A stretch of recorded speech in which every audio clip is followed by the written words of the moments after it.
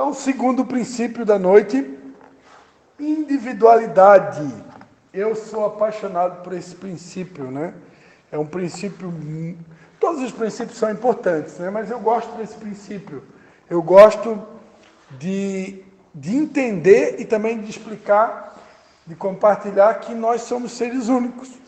Deus, quando nos fez, jogou a forma fora, né? Essa impressão digital aqui que tem aqui não encontra em nenhum outro lugar do planeta. Por isso que é muito perigoso as comparações, né? Eu gosto muito de bater nessa tecla. Comparações, elas são extremamente perigosas, né? Então, nós não temos o direito de nos comparar com ninguém. Nem para baixo, nem para cima. Nem se sentir superior, nem se sentir inferior. Cada um de nós é único.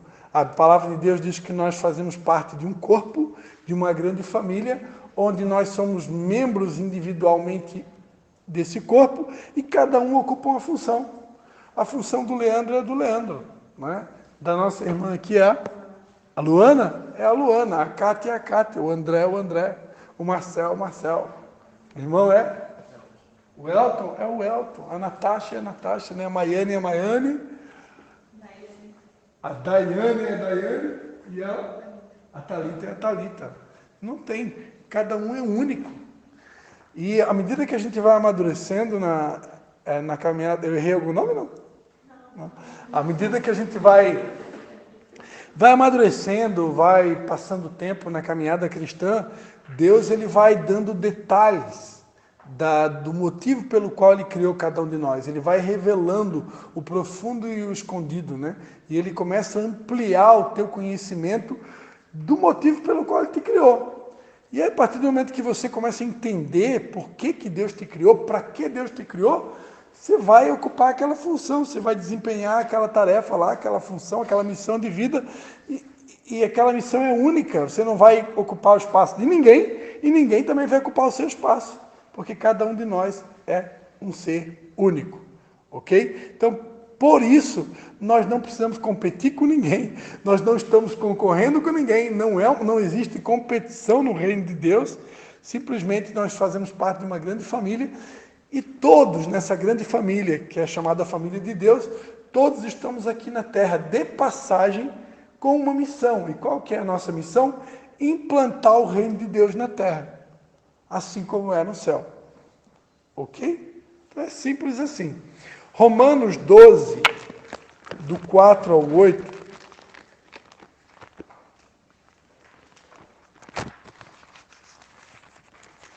É o reino de Deus, né? Não é o nosso reino particular. É o reino de Deus. Romanos 12.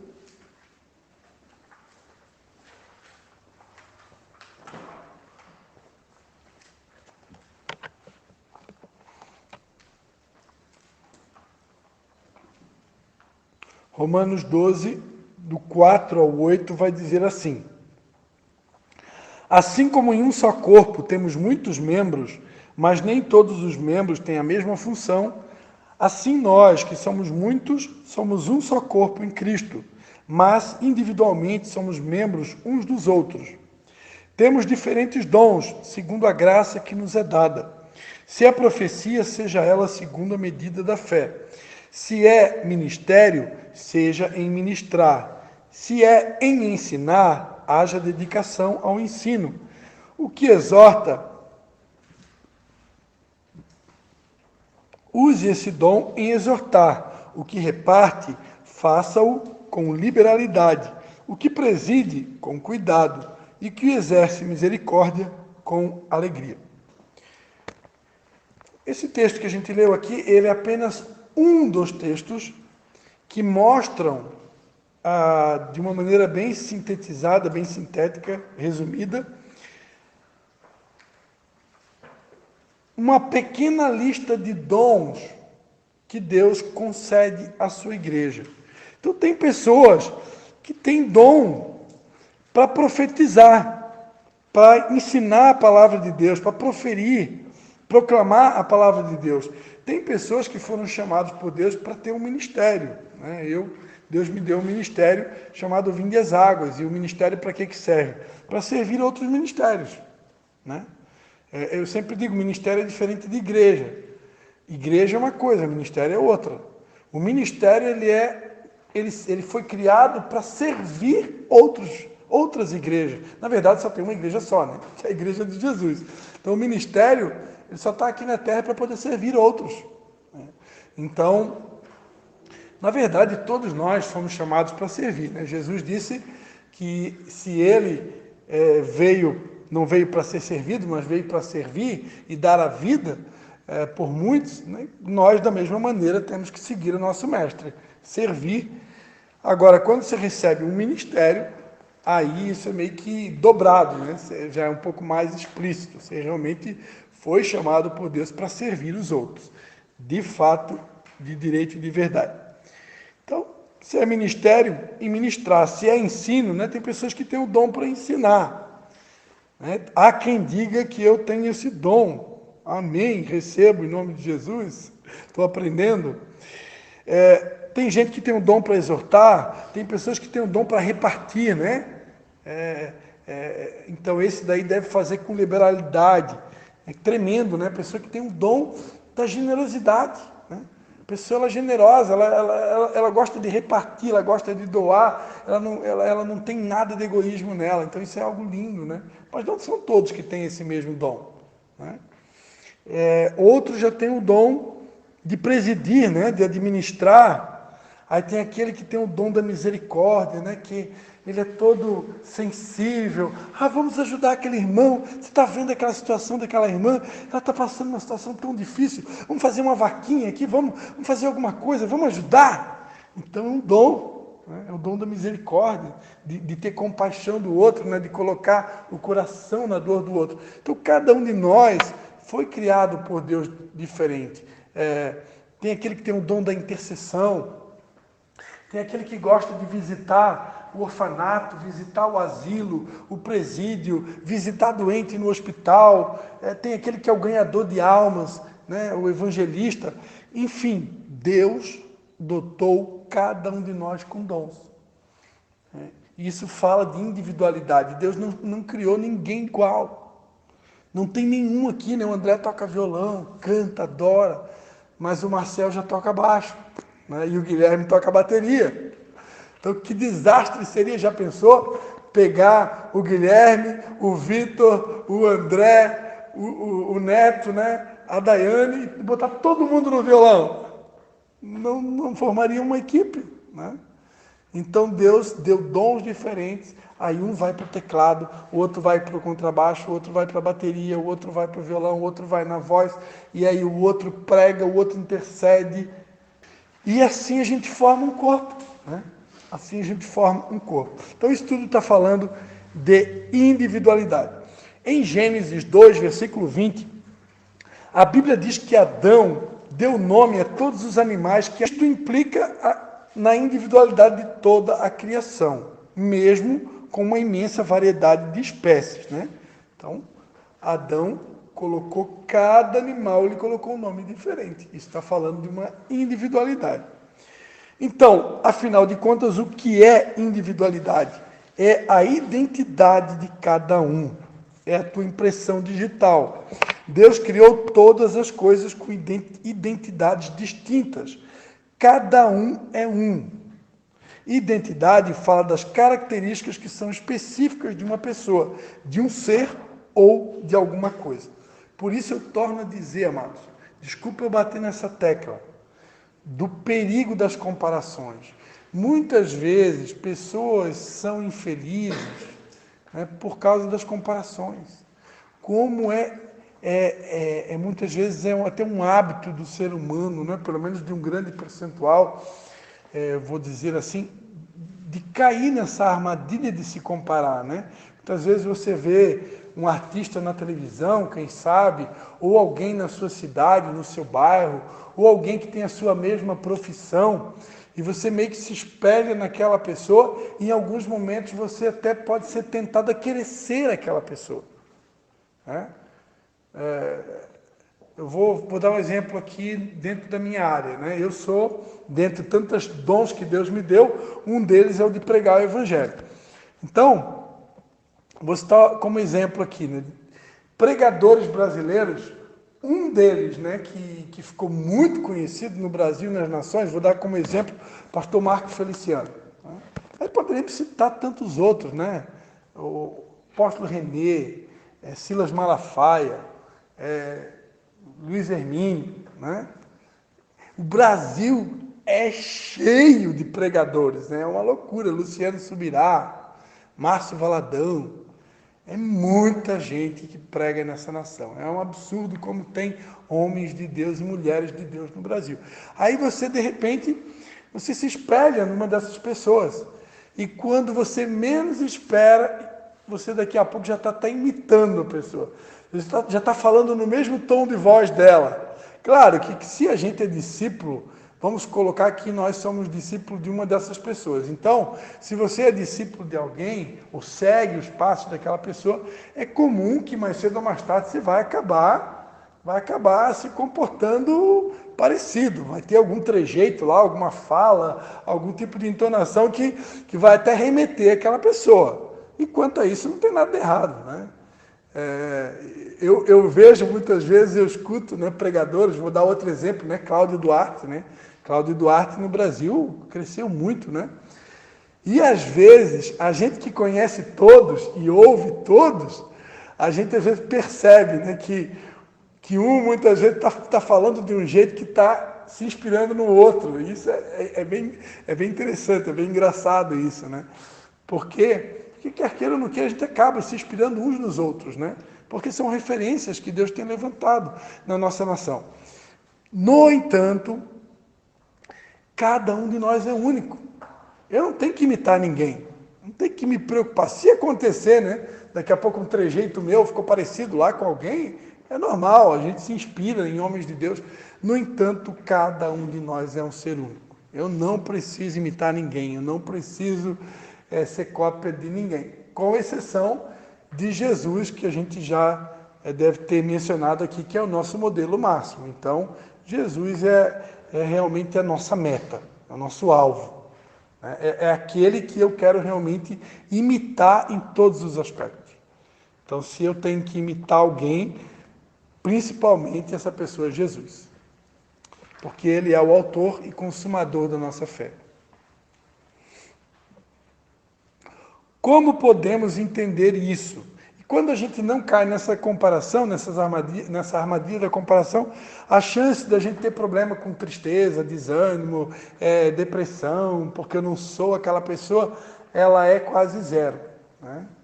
Então, agora, quando eu caio nessa armadilha, eu sou um sério candidato a, sei lá, entrar aí numa vibe aí de tristeza, de desânimo, de sentimento de inferioridade, ou até mesmo de superioridade, né?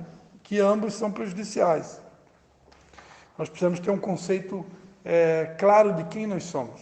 E nós somos únicos, não precisamos nos comparar com ninguém.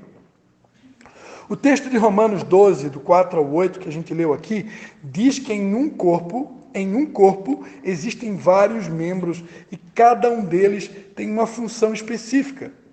Assim somos nós como corpo de Cristo. Cada um tem o seu lugar, a sua função e o seu valor.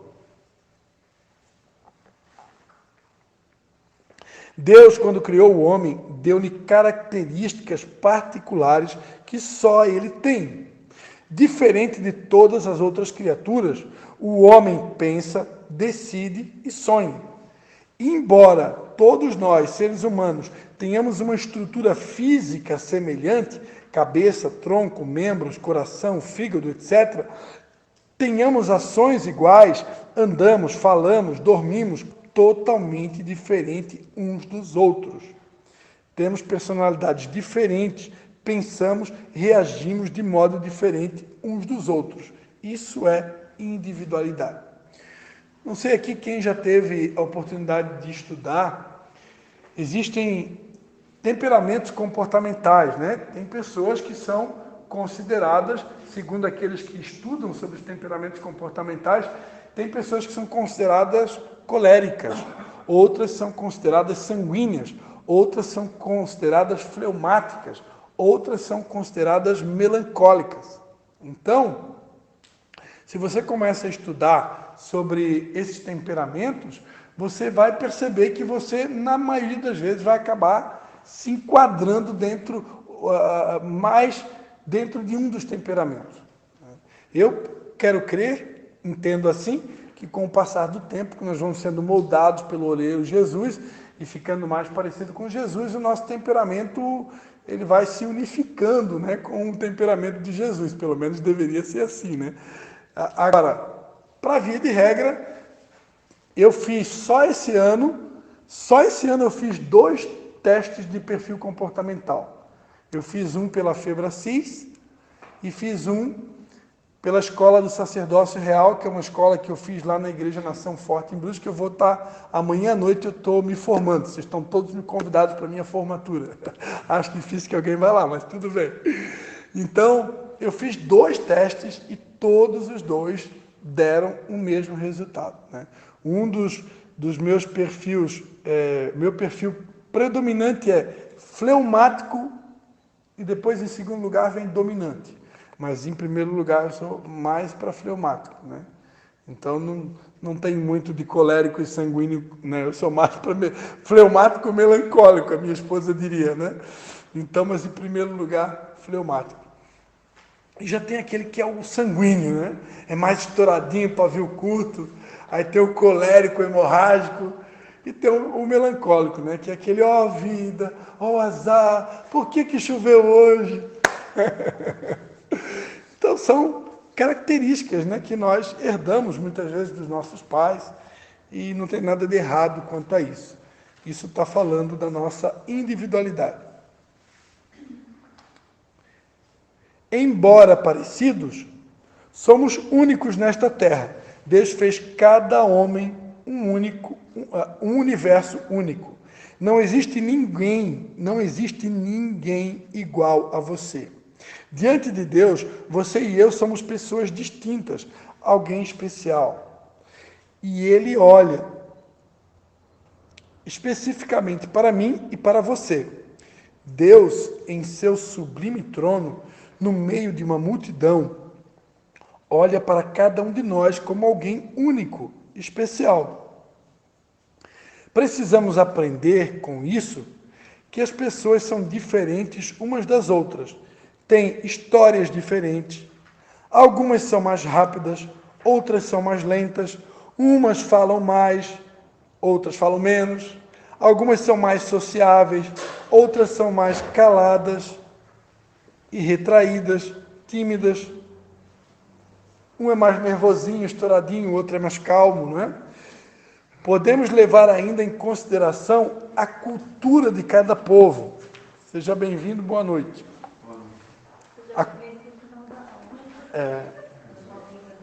Estamos no finalzinho da aula individualidade. Se perdeu no tempo? Achei que era muito, agora eu falei que era muito. O relógio teu está 1 hora atrasado.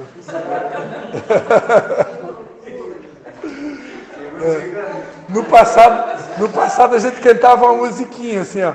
Sempre atrasado, sempre atrasado, sempre atrasado, nosso irmão. Desculpa aí. Tá certo. O princípio da individualidade, tem que ser diferente. Né?